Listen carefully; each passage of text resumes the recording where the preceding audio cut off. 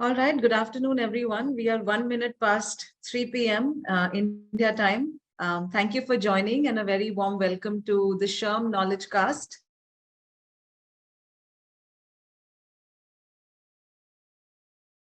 That's what we are discussing today. I'm Neha Pant. I'm part of the Knowledge and Advisory team at SHRM India, and I'm your host for the next 60 minutes. You can, of course, learn more about our Knowledge Cast series. I will drop a link for all of you in the chat if you'd like to quickly take a look. Like I said, this is the fourth one in the series. We have already done 3 knowledge casts in the past, and the format is such that we have one leader with us who is one of our industry experts, and we have a topic at hand that we are discussing with them. If you'd like to see what we've discussed on in the past, that's the link for you to refer to. Well, today I have a special guest for this one, for the learning and development session that we're going to have. And I have with me Rajiv Naithani, who's the Chief People Officer at Infogain. He's a passionate and visionary HR leader who has a proven track record of driving organizational transformation through innovative people strategies. His expertise spans people strategies, capabilities, cultural integration, mergers and acquisition, management, high performance cultures, leadership development, and HR maturity. Under his leadership, Infogain's culture has evolved, earning the company a spot among the top 100 technology companies in India as per the Great Place to Work ranking for 2022 and 23. He's also a thought leader, actively contributes to industry and academia by participating in different engagements and shares his insights and experiences, just like he will today as well in this session too. His career highlights include being the youngest country region global HR head at 3 different companies, Global Logic, Dassault Systems, and Infogain. And he's received multiple prestigious accolades, such as Global Logic's Best of the Best CEO Awards and the Young HR Professional of the Year, and at the 5th Asia's Best Employer Brands Awards, to name a few. Well, that's who we have for you today in our session. Welcome, Rajiv. Thank you so much for joining us. I hope you're able to hear me well. And we're excited to be here. Thank you for inviting me. Great. Thank you so much. And we have, close to 100 people who have joined us this afternoon, and we have to ensure, Rajiv, we make this really interesting and engaging for our audience. No pressure at all. So everyone, thank you so much for joining. And if you've been part of these sessions from the past, you know that, there's no PPT that we have to show you. There are no fancy concepts that we are talking about right now. It's you and us together having a dialogue. And now, of course, when we have 100 people on a call, it's difficult to give everyone audio, ability, functionality on this platform. So we would like for you to chat with us. So you can start sharing insights, your thoughts in the chat window. You can ask your questions right from the set go. So while I ask a few questions to Rajiv, if there's something that strikes you, there's something that you would like to, ask and share, feel free to, share with us in that chat window there. All right, with that, I think let's get started. And Rajiv, I was thinking about when I was prepping for the session, I thought, okay, let me look at what's really happening in L&D. Even though, at SHRM being part of advisory, there's a whole lot that we do in the capability development space. So we are pretty clued in terms of, what's happening, but I still thought, let me use ChatGPT. Let me see what ChatGPT tells me as, other new learning and development trends. And a lot really came up, and some of the terms that I think a lot of you would have heard: learning in the flow of work, hyper-personalization, democratization of learning, a lot of those things that came up. AR, VR, ML, I think have become a passe now. So of course, how ChatGPT is going to get utilized as well. Coaching, how it's becoming, so sporadic now. Earlier, we were using it only for, let's say, very senior leadership folks. Today, coaching is really permeating down to the middle management and entry level as well, because all of that is available virtually. So a lot of those things came up. And then, I chanced upon this quote that I thought was very, appealing, and it's from Benjamin Franklin. It says that, tell me and I forget, teach me and I may remember, involve me and I learn. Right. So I think it rings true, even though it was said so many years ago, but it still rings so true, because I think more and more we talk about, immersive learning, and how do we engage our learners, how do we involve them well. So a lot of those things that, we are talking about when it comes to learning and development, a lot of the research is talking about, the short shelf life of skills, and, tightening labor market, how it is actually giving rise to a multitude of skill gaps. We know that businesses are fighting to stay ahead of the curve, and they're trying to hold on to their best talent, struggling to fill positions. And individuals are also now conscious of staying relevant in the age of automation. I think pandemic only, catapulted all of us into, learning really quickly and fast. So, if we now look at the talent development function, precisely what is really the function that's responsible for learning and development in an organization, uh, the organizational leaders are actually creating learning opportunities to enable employees' growth and achievement. Now, they have the ability to guide their organization to success in tomorrow's labor market, but they can't do it alone. It's no longer just the charter for L&D. They're involving leaders. They're creating this pool internally.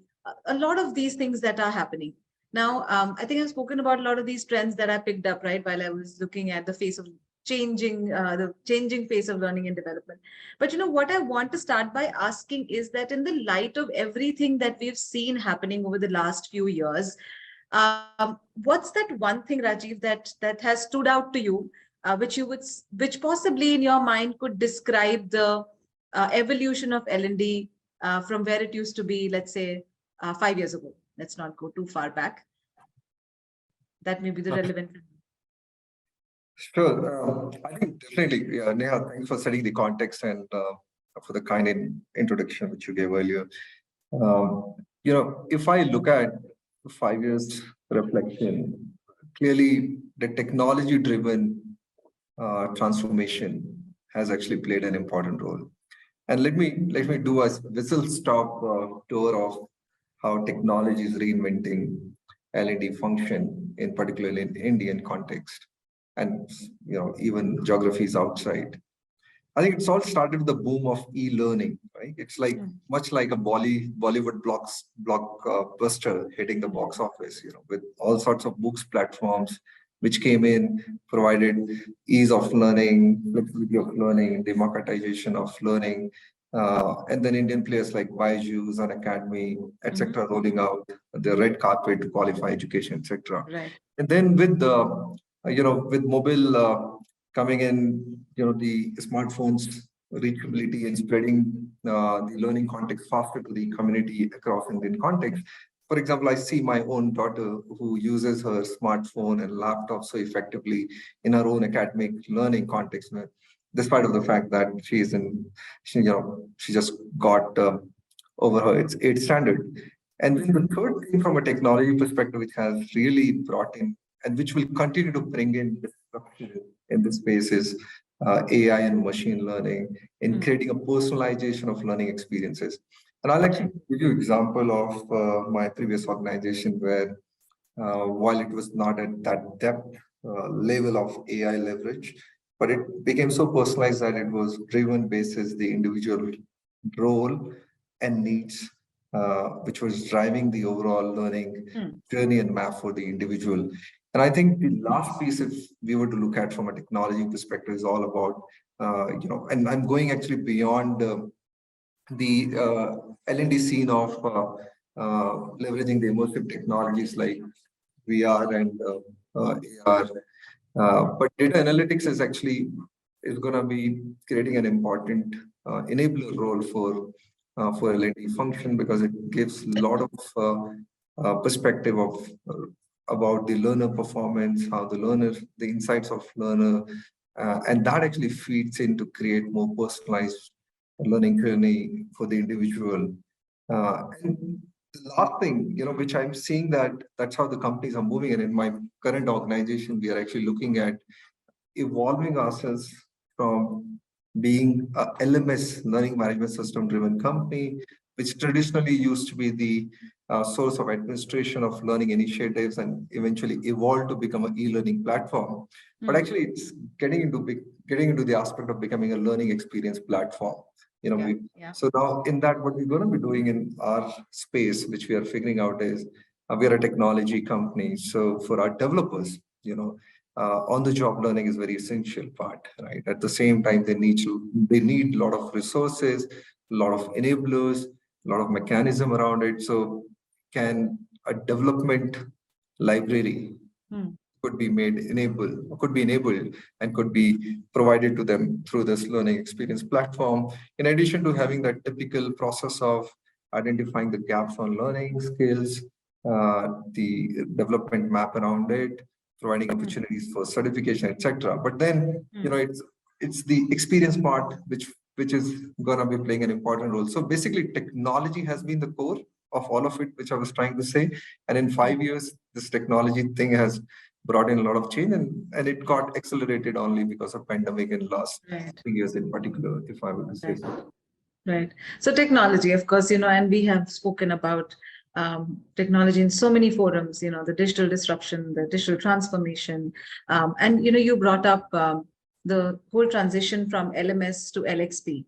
And I'm sure a lot of people who are here, they understand that difference between, a learning management system and a learning experience platform. But for the uninitiated, there may still be some who've not yet experienced an LXP.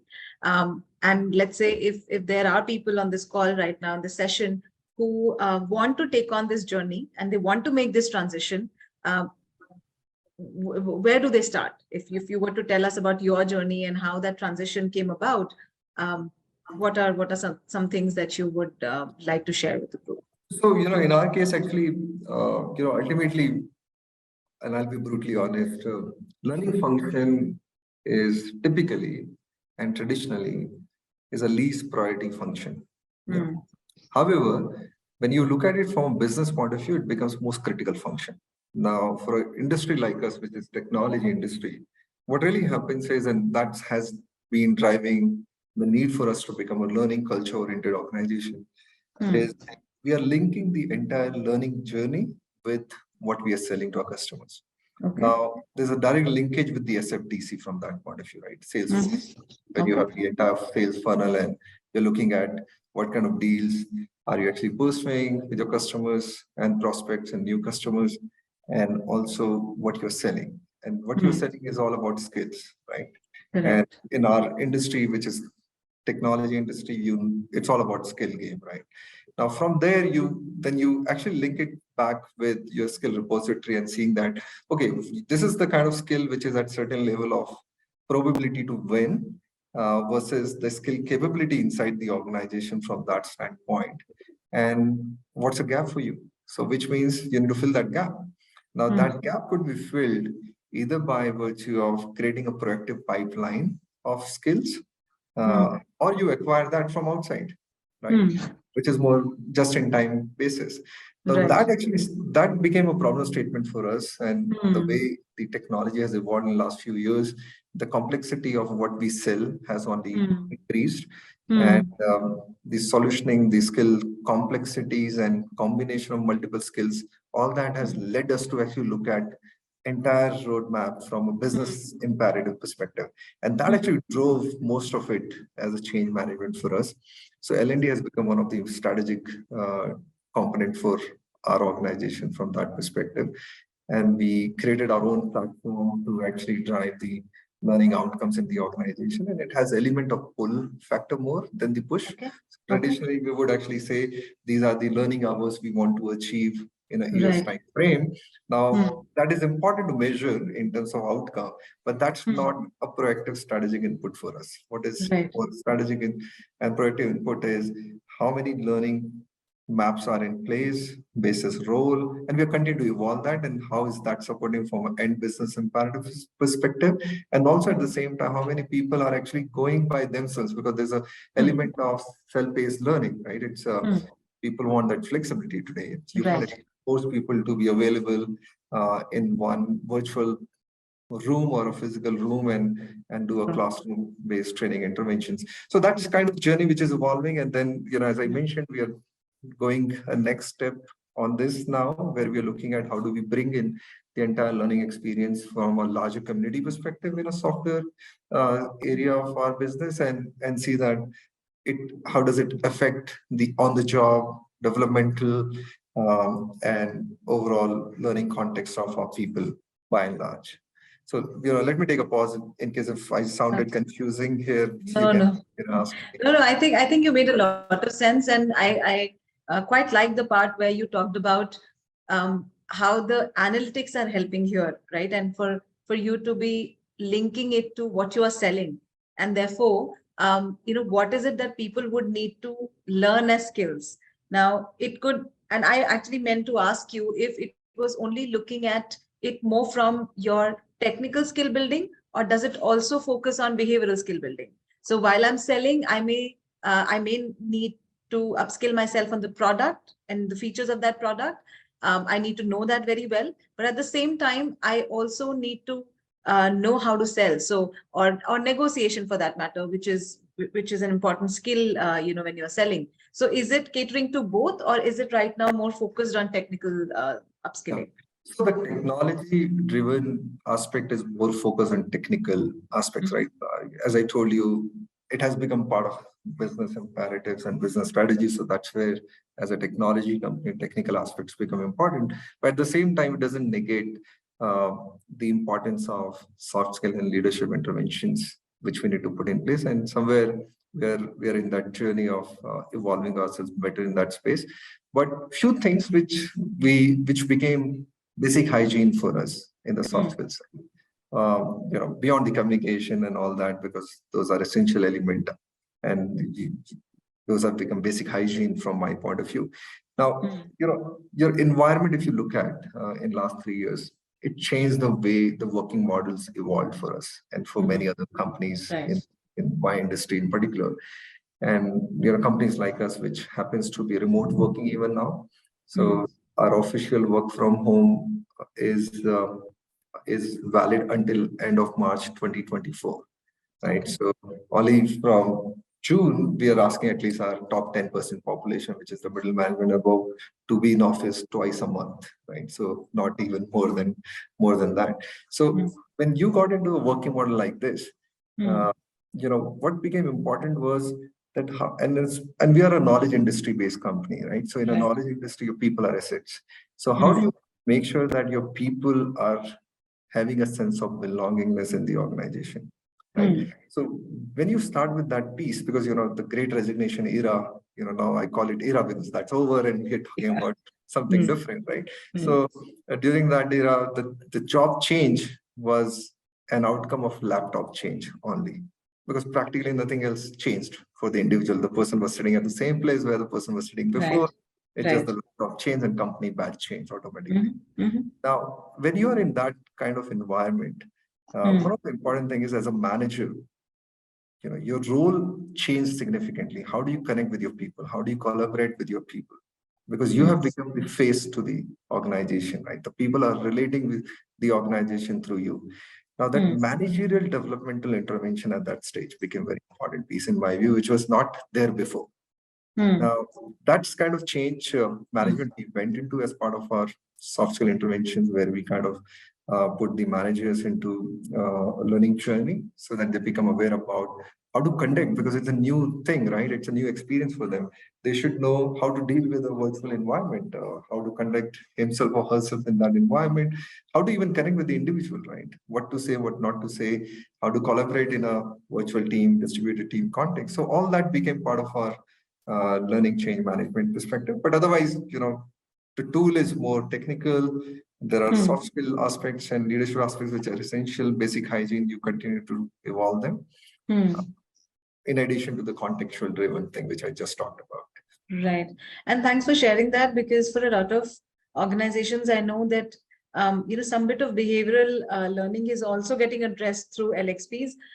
While in some cases you may want that high touch, which is where you would want to bring people into a classroom sort of a setting, and you may not want all of that to be asynchronous. but a lot of these interventions that we are also designing, we are looking at how do we create a nice blended learning sort of an approach where, some bit that can get done asynchronously happens that way. And then for something that, that where the group can actually benefit from each other and really being in the same space, that's where we sort of bring people together. And largely, of course, when it is to do with interpersonal skills, it's to do with building trust, collaboration, handling conflicts, and things like that. I think it becomes important for people to sort of come together. But otherwise, I think, yeah, with the great pandemic and work from home experiment that we did, we realized that, we actually can do a whole lot, from our homes, just being connected remotely or virtually.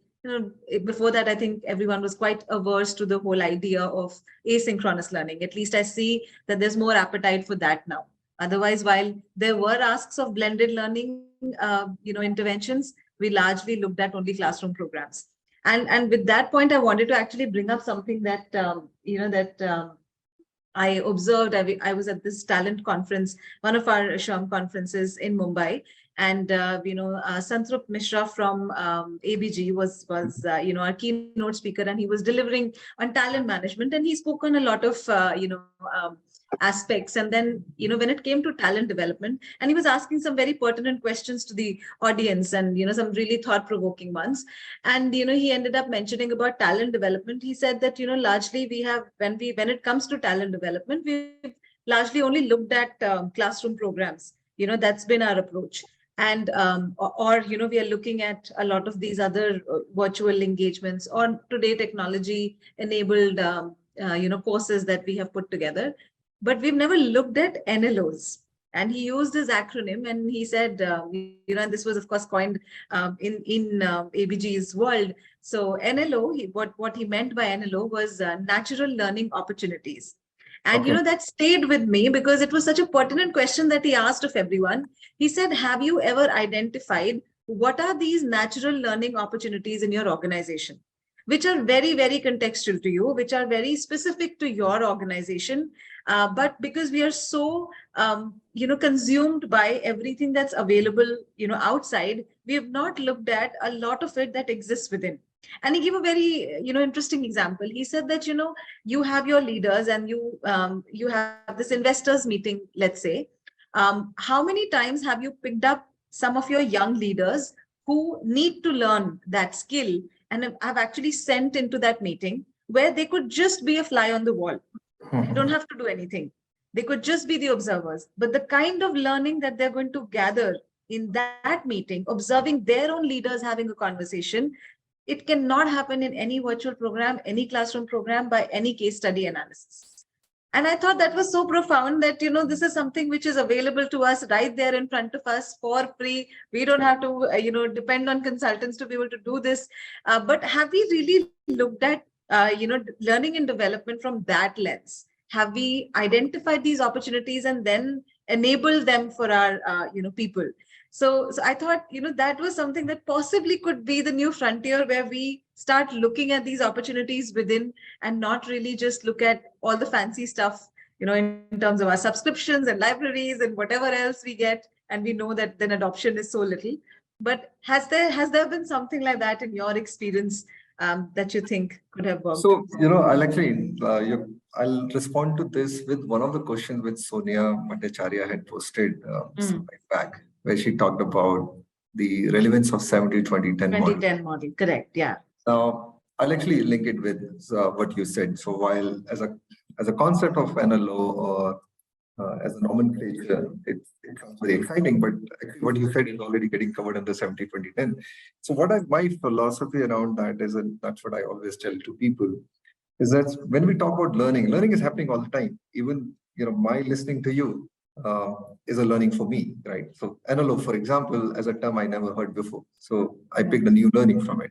So every time we actually learn something from some interaction, some on-the-job task, or skill developmental interventions, some listening, some counseling, coaching, etc., etc. Now, when we look at this from a 70-20-10 approach perspective, 70% learning is always on the job, right? Whatever we do, irrespective whether how mundane that job be, we are still learning something out of it, and that gives us some learning context towards. Now, what is more important in the evolving context is how do we actually create more simulative experiences in that on-the-job learning? The context which I was talking about in terms of learning experiential context of creating a DevOps kind of solution for our developers where they have everything available on the job. They need to refer to library, they need to refer to specific frameworks, they need not to go anywhere else. The knowledge management, everything is on the job. So you're getting all the required support and learning intervention, which is feeding it naturally to your work, right? So this entire, you started with ChatGPT, this entire GAI, which is generative AI, is doing what? It's enabling you to become much more efficient and productive in your approach, right? Now that's 70% of it. 20% of the learning is always about, when you observe your managers, when you're participating in different conversations, when you're seeing your leaders demonstrating themselves in a particular way with respect to the behaviors and attributes, whether while dealing with customer, irate individuals, team members, all that is a learning. When you're working in a project and just by observing, just by collaborating, you're learning certain new aspects from a skills point of view. That's a 20%. And the 10% is actually the self-developmental focus, which could be enabled through the context of entire L&D piece as an organization, or I may spend my definition of the 10% is when I'm spending my time, my money, and my efforts, which means I'm really investing on myself beyond my on-the-job and environmental-based learning perspective. So that 10% actually has a significant bearing on the way I evolve myself as an individual. So I actually see this envelope part of this entire ecosystem automatically, barring the last 10%, which is more self-developmental in nature. The larger 90% in any ecosystem should cater that, which is more spiritual. And I like that you say that, but when it comes to that 70%, some of it is anyway happening, like you said, on the job while you are there with in your environment, with everything that you are consuming. While, when we look at these natural learning opportunities, while we may look at it as fitting into that 70%, but let's say, but what we are talking about still becomes very niche, right? I mean, if let's say I'm a developer who possibly has to be groomed as a people manager for future, some bit of that learning is happening by role modeling, when I see my leaders around. But the other skills that I need, for which I might not get that experience on the job, but through an opportunity that gets created. And if this were to get a little bit more institutionalized in the organizations, I feel that then you are able to drive that learning in a more structured way. That is 10%, right? Out of that 70-20-10. Yeah. So, I mean, there are people asking that, what are the new trends? And, when you talk about technology trends, we've all heard of the ARs, VRs, MLs of the world, ChatGPT and mobile learning and whatnot. But I think there is also this opportunity for us to create these pathways from within. And while we are doing a lot of these, micro learning, and we are getting all these subscriptions, we are enabling it all on an LXP. I think what is, in addition, something that we can think about is, are we actually also looking at these opportunities that exist within the organization and then tying them, to that 10% that, we are already. So one is, Neha, very valid point. So one is that it's a cultural context, right? When you say you're a learning culture organization, you're also aligning, the culture means behaviors, right? You're aligning the behaviors of your leadership team, of your organization in a way that it enables learning all these stages, which means that someone is there to mentor you, someone is there to counsel you, someone is there to coach you. You can have the freedom to reach out to people and seek guidance. You can be part of those conversations. Now, the point which Balaji also mentioned is very relevant in a more structured learning context point of view, where you want to enable the growth of the individuals in a fast track manner, whether it is through the high potential program or talent development landscape program perspective, where you identify the depth chart or the succession plan for the people, and then you actually say that, okay, these are the exposures. If the person is not ready now, ready in certain time frame, or ready later, then what needs to be pushed from a interventions perspective. And that could be a good journey, and that journey would be more simulative, more experiential. It doesn't necessarily to be a technical, because you're really doing it for leadership roles. So So there are ways and frameworks through which you can address that. Right, right. No, absolutely. And thanks for sharing that. And Rajiv, I think we are already, half an hour mark. We only have about 30 more minutes left. So what I'm going to do is I'm going to jump in right into the chat where there are quite a few questions that have come up. And there was one that I was going through. I think this is Kedar who's asking, I'm from pharma industry, which is supposedly knowledge intensive. It is obvious that L&D conviction must flow down from the CEO. And yet most medium-sized pharma companies do not believe that L&D has a role and can offer any benefit for the foot soldiers who are the company's space with the customer, who's a doctor. How do you look at this situation? So, it goes with the same point which I was trying to tell earlier in terms of the corporate negligence about learning initiatives, right? Sometimes companies don't see learning as important, right? They might think it's more important to focus on making money right now rather than investing in their employees' future skills. It's like choosing to watch TV now instead of studying for a test. That's a week away, right? It's if I were to bring an analogy from that standpoint. That's a short-term thinking, right? Because you're really not getting into that space. Now, what becomes important is you wear the OD hat and not a L&D hat for a moment of this situation. So what you need to actually look at is from an organization diagnosis perspective, because in OD, we always look at the organization as an open system from a diagnosis perspective.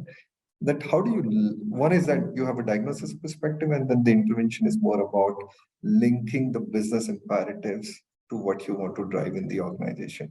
Because sometimes your leaders, your CEOs, the founders, they may not have a view to what you want to present, but they may have a particular view. So how do you link that with it? As I mentioned in our context, our L&D efforts have got linked to what we sell. Now it has direct business linkage. We talk about, whenever we talk about our skill situation in the organization, we're looking at what's a gap, what the gap is, and what that means for us from an interventions perspective, right? And so that way you can make a start and then gradually you build on it. So that would be my recommendation at this moment, looking at it from a distance point of view. Kedar, I hope that offers some insight. If there's anything more that you'd like to learn, please drop a comment in the chat. I want to now switch gears, but I want to move away from the pharma industry and come to, let's be industry agnostic. I think this question is, relevant for everyone. And this is from Mohit Rathore. And he's saying that leadership is important when it comes to investing in learning and development for their employees. We have heard the theory that one can become one's own learning officer, but I wonder if it would not be fair for employees to request financial assistance from their organization in the times when certification courses in the market do incur a cost. It's very organization context. I don't know what is the right answer to this, to be very honest, and I would not be the right person to comment on this. But, one side, Mohit rightly said that we own our career. So is our development. If you can take charge of that, then it doesn't matter whether your organization supports, aspects of financial aspects around the learning things. But in my view today, the way industry has moved and evolved, let me say industries, to not remain focused on one in particular. Companies are investing on learning interventions, right? And it's for their own sake. Today, I see every other company is a tech company, because every organization is using technology. Now, to be able to remain relevant in future, they need to continue to invest, which means they need to continue to evolve the skills in that organization, and hence they need to invest in learning. Now, from that standpoint, I think even the companies which are laggard in terms of investing on learning side have realized this importance, and especially post-pandemic when everything became virtual. All the more reason companies have become more careful and considerate towards investing on their people. Yeah. But yeah, I'll restrict myself going beyond this point. Yeah, no, and when you say that, of course, there is a lot available out there. which is for free, but there may still be certain programs or certain courses that come at a premium, that come for a fee, and which is why I think the organizations recognize that. And a lot of times you have these educational reimbursement policies, right, where the budgets are allocated for you to pursue a course, because it's understood that not everything is going to be available for free. So when you are being your own learning officer, that also means that you are identifying those courses and then going ahead and taking them up. So I don't think otherwise these policies would be in place if it was to be unfair to really So, ask for a you reimbursement. said your own learning officer. So I'll Yeah. actually be credible here in terms of giving my own example. I'm a Mm, lifelong learner. I've never mm, stopped my learning. I've been studying something or other every point in time. My current program, which I'm pursuing, is a master's program from University of Sussex, mm, and I am paying almost 11,000 or 12,000 pound for mm, that program, and mm, I'm paying it from my own pocket.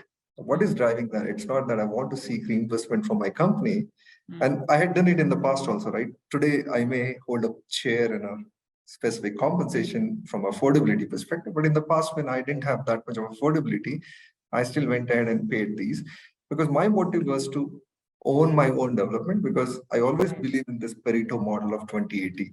And in right. the context of 70-20-10, the Mm, 10% learning investment on self really has a bearing on 90% of your career journey. One right. reason which made me grow faster in my life and became the fastest growing fast track HR professional in the industry in my space was primarily because I was continuing to invest on myself. And I was not Right. expecting somebody else to fund that. And that's where, when I Yeah. was explaining the Yeah. 10% learning intervention, I said Mm, that when I'm spending my money, my time, mm, and my efforts, mm. that is the 10% for me in my definition. Yeah. Yeah, and your commitment possibly also increases now that you've spent more Efforts, money, just efforts like without it is. commitment, I have no bearing, right? Exactly. Just like it is when you pay for the gym membership, you have a little bit more motivation to wake up and go because it's your money that you have put in there, as against when you get something for free. But yeah, I think, while it is, the onus is on you. And I think there was this trend, at the time of the pandemic, there were a lot of studies that told us that people are willing to pay, from their own pockets to upskill themselves. And the organizations, also supported. I mean, they did come up with these policies where if you wanted to pick up a course, you could get that funded through your company. So I think it's a combination where if your organization is helping you do that, why not? I mean, I don't see a reason why it should be called unfair. If you are supposed to own your career or own your learning, I think it's just about enabling that, whether you do it or your organization does it. I think it only If helps the you company grow. does it, it's good for you. You save some money. Yeah, yeah, yeah. And there are some of those companies that we are all, aspiring, to be at, who which give you these, privileges too. All right, with that, I think we should move on. We have quite a few things that have come up. And I think while we were at talking technology, there was somebody who said that isn't technology making it a tick box activity? Let me go down this list. I think it was Meena Srivastava who'd written to just us, Rajiv, and she's saying, isn't technology making training more of a tick mark activity as the human touch is getting eliminated? I think and I'll respect the thoughts here because everything has pros and cons, right? Every coin has two sides. Hmm. Even if I were to go with a traditional classroom-based intervention, which was completely human-oriented, if you were not in congruence as a participant in that room, you're not getting any learning in any case, right? Because your mental state was traveling, you are not physically being there, may not be participating, etc. Similarly, when you are in a technology environment, again, the initiative is yours. If you are 100% there, and the technology learning context is providing you flexibility of any time, anywhere learning context, if it is not a live session. And from that point of view, your own interest and commitment for your development is the key in my view. Now, it could be a tick box for those who are just attending it because somebody asked them to attend. And it's a tick box for those who are just recording the total number of hours to be recorded for the training interventions and not really looking at the impact of the change post the learning intervention. But if it is not tick box for others who are not thinking in the similar lines, right? So I think as I said, the coin has both sides. You look at it from which side you want to look at it, and try to create a culture which is more learning, enabling culture, and take charge of your own self, and also encourage people to understand it's for their own benefit, and it will do all the right things for them in the process. Great. And, to that, I also wanted to go to this question, which Srividya was asking about the best approach to groom oneself as a people manager. And she's saying, except AR/VR. Of course. Of course, so as a people manager, it's all about soft skills, right? Primarily, because you became a manager, you were able to perform and demonstrate the right functional abilities and technical abilities. So, which means you deserve to be where you are. But to be able to lead people, the first step in my view is leading self. So the leadership journey starts with leading self, your awareness about your own self, your own personality, behaviors, how do you and when do you and what triggers you to react in a particular way is very essential, because once you have the awareness, then only you can work on it. So whether you do personality psychometric analysis to determine your behavior types, whether it's a fire beat, extended disk, MBTI, even leadership inventory from Hogan's perspective or others, all these give you context of who you are and also your own reflection. You don't necessarily need to go for these instruments, but leading self is very important, right? Because that's a starting point. Even in emotional intelligence, the starting point is understanding your own emotions. Because once you understand, you can better, appreciate the emotions and reactions of others. God has made us unique. Each one of us has our own way of responding, thinking. Now, so that's leading self. Leading second stage is leading others. So when you are able to lead yourself, then only you can lead others. And that's where the aspects of communication, collaboration, empathy, uh, emotional intelligence, those aspects really play out well. And even how do you actually leading others? It's not about leading emotionally. It is also leading cognitively, which means that how do you conduct yourself with them in terms of their development, their learning goals, their targets, and performance parameters or KPIs or whatever you call them. And then how are they progressing, having that candid, honest conversation on a regular basis. So that's the leading others, which has elements of ownership, which has elements of communication and many others. And the last thing is leading business. At the end, as a people leader, you're accountable to deliver. Now, how are you looking at that from leading business perspective? So my definition of leadership evolves around these three, verticals. That's where the intervention should follow. Great, and I think you said it brilliantly. I mean, the journey of a people manager starts from self. So, of course, how do you really first develop that self-awareness and then go down to looking at managing teams? I think very nicely said, Rajiv. We have another question, and there are quite a few actually, and I don't think we'll be able to address all in the next 15 minutes. But there are two questions that I definitely think we should pick up. One is, which will apply to most people who are here, which is about the certifications in L&D. And I think I've lost it somewhere. Whether, it's important for, Renu was asking, how important are certifications in L&D for HR professionals? Certifications. L&D for HR professionals. I think for HR professionals, there are two ways of learning, in my view, beyond on the job and environmental. One is that what is your personal aspiration, and personal means professional aspiration. Where do you see yourself getting into? Do you want to be a specialist, or do you want to be a journalist? How soon do you want to get into leadership roles? And then make an assessment of what does it mean to you in terms of your competence, your knowledge, your skills, and then do assessment of what gaps are there. And those gaps could be in terms of acquiring new learning perspectives, which could be linked to certifications, could be linked to long-term programs, could be linked to coaching intervention, etc. So that should be your first aspect of assessing yourself in terms of where do you want to reach. Now, second is that you just want to gain perspective. You want to understand. You're a business HR and you want to understand how the CNB operates, or you're a business HR and you want to get into facilitation. You want to know how do I actually become a trainer or facilitator? Now, you need to actually, there are two ways to do the same now. One is you actually volunteer yourself outside of your core functional responsibilities and be a shadow to those functional process owners and tell them that you're available to help, and in the process the intent is to learn. And two could be that you find out opportunities within your organization where you could be put into those learning programs or certifications. So the starting point is what choice you want to actually make in terms of your desire, your aspiration, and then pursue that path forward. It's very personal in my view.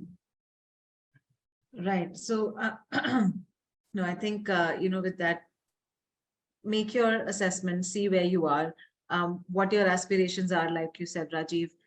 And then certifications, yes, there are multiple available. Um, what works best for you, it's going to be different for different people.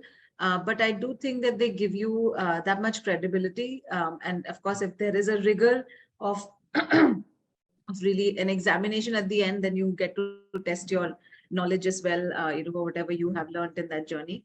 But I think it's a good idea to keep upskilling yourself, certifications or not. Of course, there's so many resources available for free. And if, of course, your organization is providing you with all the benefits, then definitely utilize them and sign up for a professional certification. I want to now switch to college education, Rajiv. And I think Rajiv had asked this question, your namesake, Rajiv Hale, I think. I don't know if that's how he pronounces his surname. He asked about, what is the gap that you find between, what comes out of colleges through academia and what the software industry needs today. So I think that typical, dilemma of are colleges producing the kind of talent, who we can say are employable, or do you has this improved? We know that we have this great demographic dividend, but we've been talking about employability for a while now. In your view, do you think this has shifted, or are we still not there yet? Our institutions are still not producing employable talent. So, the challenge is, I got into my profession, I've been dealing with this employability as a topic all the time, and there's been consistent response in terms of how far the gap has been between academia and the corporate industries. And somewhere in academia, public sector, from a government perspective, and also corporate have been coming together in a form of innovation lab, etc., helping them become more equipped. But remember, the way the technology is also changing, progress again it becomes a bigger gap because of the change which is happening. It's like this, if I were to actually look at the skill development from academia and industry disconnect perspective, it's like a secret ingredient in your favorite dish, right? You can cook the dish without it, but adding that spatial touch elevates it to a whole new level, and that's where this skill development does in the context of education and employability in the Indian context, in my view. So it is still a problem. The traditional education system is helping in terms of giving the knowledge to the people. The application of that makes the people skilled, and that is where sometimes the gap remains. And if we have a better relationship between corporate and the academia through internship opportunities, through live assignments, through innovation lab-based approaches, those can address it to some extent. And how frequently are we also revisiting the entire curriculum is also very essential. So, this is never-ending topic in my view. We'll continue. So of course we have not still managed to produce employable talent. We still have an intermediary in between, right? I mean, we have the ed techs of the world that are now trying to bridge that gap. But if we look at, and there was this other forum where we were discussing if skills are the future, then is college education dead? And then we were figuring out, how is this going to be relevant? If you look at our degrees, we earned 10 years ago. And if you see what Madan is also saying, having spent over 25 years in HR and now as a consultant, I must say that the gap between academia and industry has widened. And this is where we need to focus focus. And I think which is where the new business model came up for the, ed tech companies. But we do realize that, that's possibly an area which needs more work. And let's see how the landscape really evolves. I think we are anyway witnessing a skill revolution. And we'll see how academia catches up with it. Yeah, we need to remain positive, because all of us started as a fresher, right? So Yeah. Everybody does start as a fresher. It's just that the patience sometimes for the organization may not be there in terms of waiting for freshers to become productive, and that's where the disconnect happens. Right.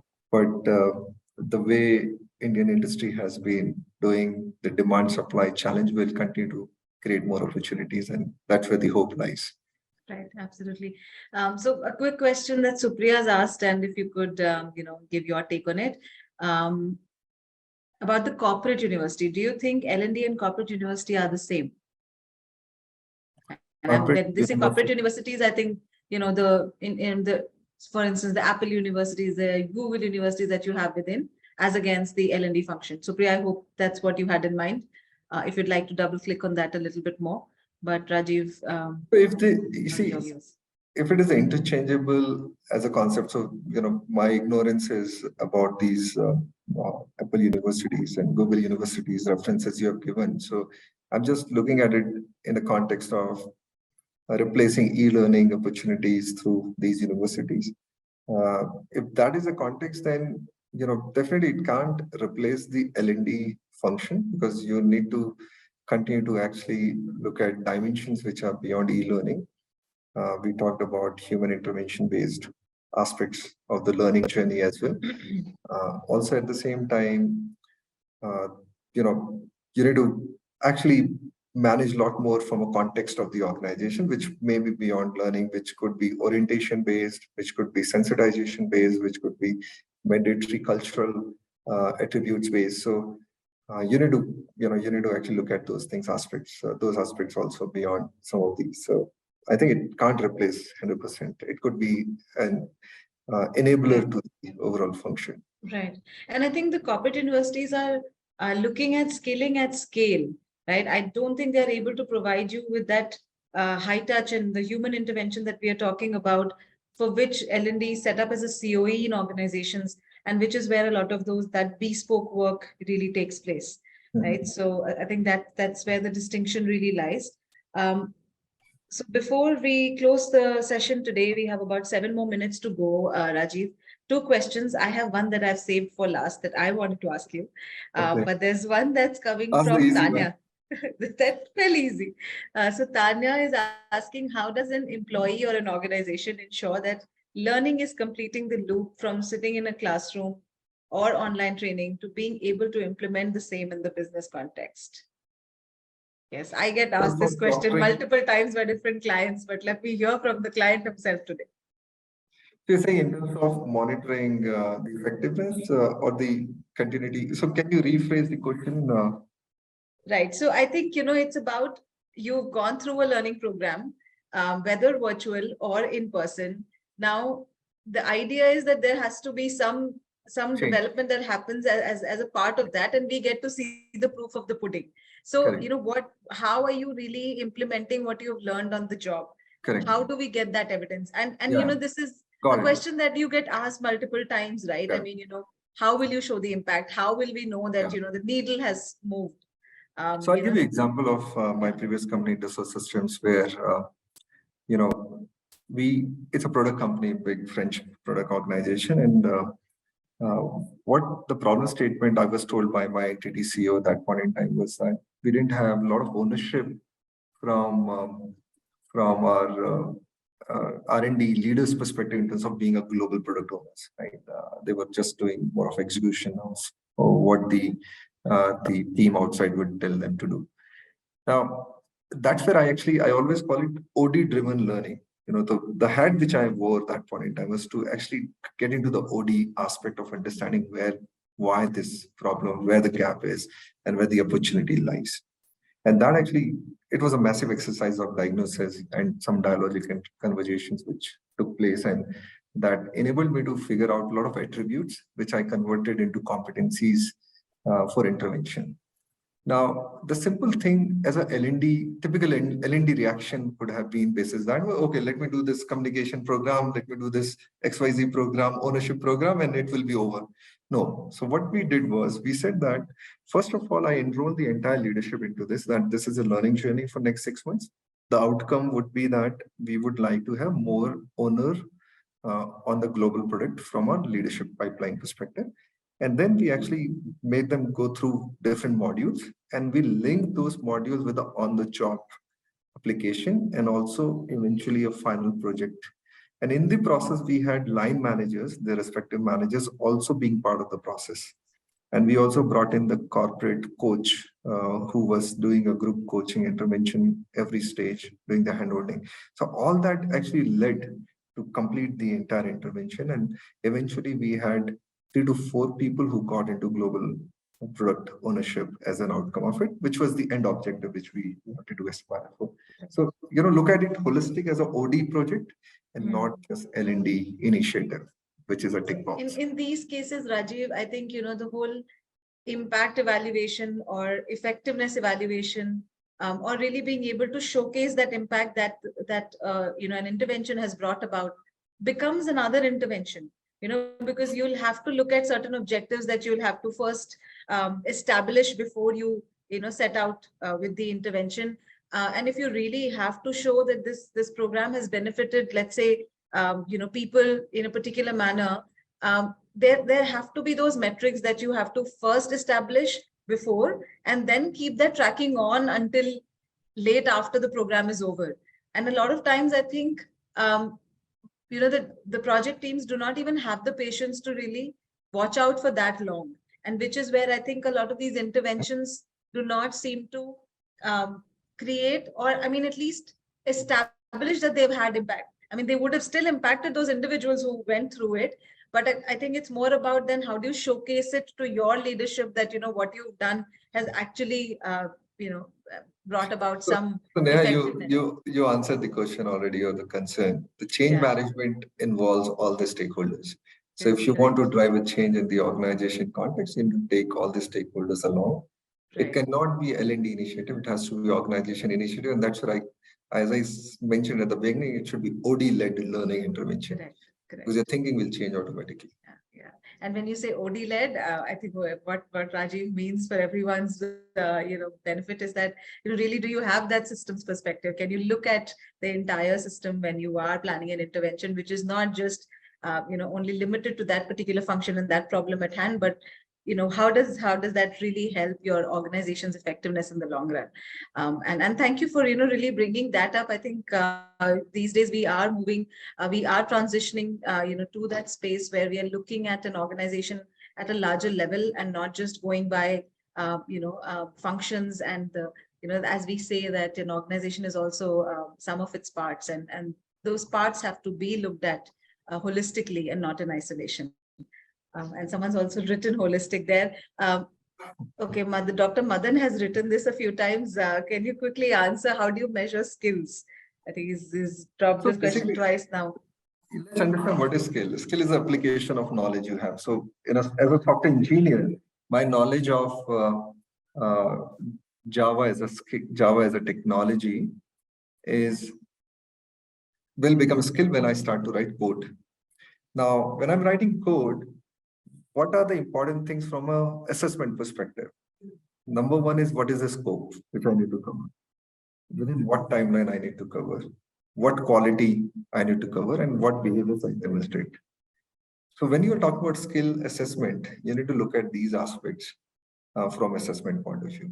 Now, there may be 2 people who would be doing the same job, but one person actually manages 10,000 lines of code in 1 hour. The other person manages 8,000 lines of code in 1 hour. And it's a very artificial number I'm giving right now. It's hypothetical. So one differentiation is that in terms of output difference for the 2. The second is the quality. How many bugs came up in both the sides? The lesser bug means the quality is high. The higher the bug is, quality is low. Right? The timeline within which it was closed. You had given 1 hour, both closed in 1 hour, but then the productivity is different. And the last is the behavior demonstrated. So when you are assessing skills, you need to look at these aspects, fundamental aspects while making assessment. It could be self-assessment, it could be your manager assessment, it could be your peer assessment, and that's where you can measure skills in this context. That's my response. Again, an assessment is going to be another intervention. Technical skills easier to measure, but when it comes to behavioral skills, how do you really measure those? Again, your assessment has to be that robust, which is able to give you, that proof. And demonstrated behaviors again will take, a longer period of time for you to showcase. So I think it's also then about how tight your assessment approach is as well. Now, to my question, Rajiv, we are almost at the on the top of the hour, but I thought that I should definitely ask you this while we are on the topic of learning and development, and I wanted to talk about this book, and I'm guessing you must have read it, considering you mentioned Rodi so many times. I'm talking about The Fifth Discipline, book by Peter Senge, and which was about the art and practice of the learning organization. Now, we've talked about learning and development, and I think we've looked at it more from the people's learning and development in the workplace. But if we talk about organization learning, and in this book, of course, Senge argues that you have to cultivate a culture of learning, and how learning organizations really believe and espouse a culture of continuous learning and improvement. And it's essential for organizations to adapt and thrive. In a rapidly changing world, there's a lot of learning that's happening through the environment as well. What's your sense? Do you think our organizations of today, they're learning, they're constantly evolving, and actually have moved away from the paradigm of, being, if I were to use the metaphors, from machines to living organisms? Do you see that transition? See, organizations were always living similar to living organisms because it has its own purpose, it has its own journey, it has its own beliefs. We call them core values, etc. The important thing is if organizations stop to learn or evolve, it will die. And we have examples of numerous, Fortune 500 companies which closed, which got shut over a period of time. Right, big brands got shut. Some were intoxicated in the context of, oh, we are the best. I'll not name some of the brands, but something came in as a startup.